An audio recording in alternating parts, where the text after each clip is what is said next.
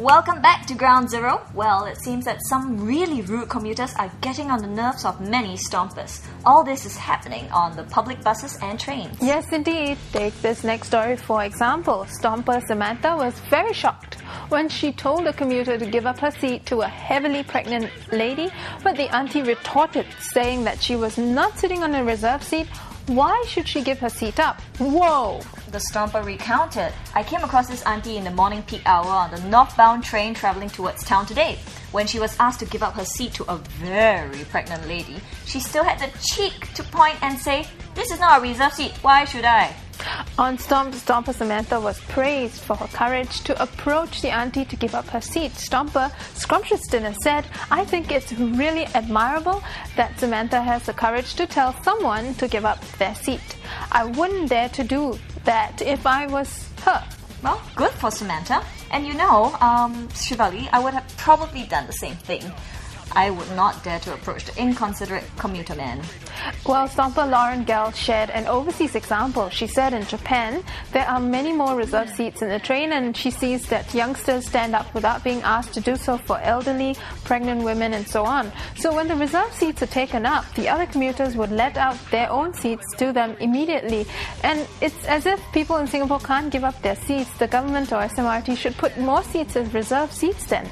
Then they will have no excuse. And it looks like we've come to this point where, we have problems giving up seats to people in need. It's really a disgrace to a nation which claims to be first world country. Well, as much as I hate to admit it, we do have quite a way to go when it comes to showing courtesy and kindness. Why do I say that? Look at the next story, Shivali, contributed by Stomper Gary. He saw this man in the army uniform sitting with his legs wide open on the train, making the female commuter beside him feel uneasy. Stomper Gary said, he was so inconsiderate. He thinks he's king. Leg open until so big and squeezing the poor lady beside him. From the expression on her face, I could tell she felt very uncomfortable. There were empty seats beside him. Why must he open his legs so wide like that? Yeah, Stomper Melting Iceberg had some really tough words for him. In fact, he said, this is public transport, you pay a lesser price and you already expect some discomfort. If you're not happy, drive your own car or take a cab. But most stompers felt this guy should be let off. Stomper Killed Bill said, the guy's either booking in or out. Any of us who's been to NS knows it's tiring to book and tiring to book out.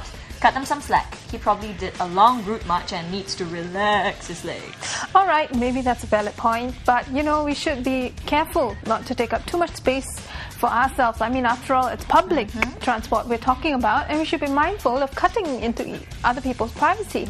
In my opinion, the next one is a definite no-no. Selfish auntie taking up 3 seats in the MRT. Unforgivable. Stomper Angeline was appalled when she saw this woman occupying 2 extra seats for her shopping bags, even though there were commuters standing in front of her, and she felt that the auntie's inconsiderate behaviour is too extreme. Stomper Brother Look had a very cheeky response to the situation. If it was me, I would politely ask her, could you please remove your stuff? Otherwise, I don't mind sitting on your stuff. And give her a big smile. And Stomper Kalo 3006 said, I couldn't care less if the train was crowded or not. If I was on that train and I wanted a seat, I would go and ask her to put one of her bags on the floor, and if she refused, I would just pick the bag up and put it on the floor by her feet and sit down, whether or not she likes it.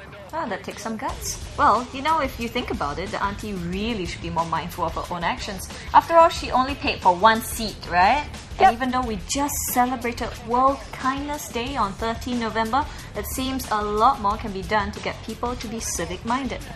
You can also check out the Singapore Kindness Movement website at www.kindness.sg to learn some simple ways of being kind and courteous in public. Really, it doesn't take much effort, so not at all. Go check it out. Stay tuned, we'll be back with more juicy stories about extra ingredients in your food.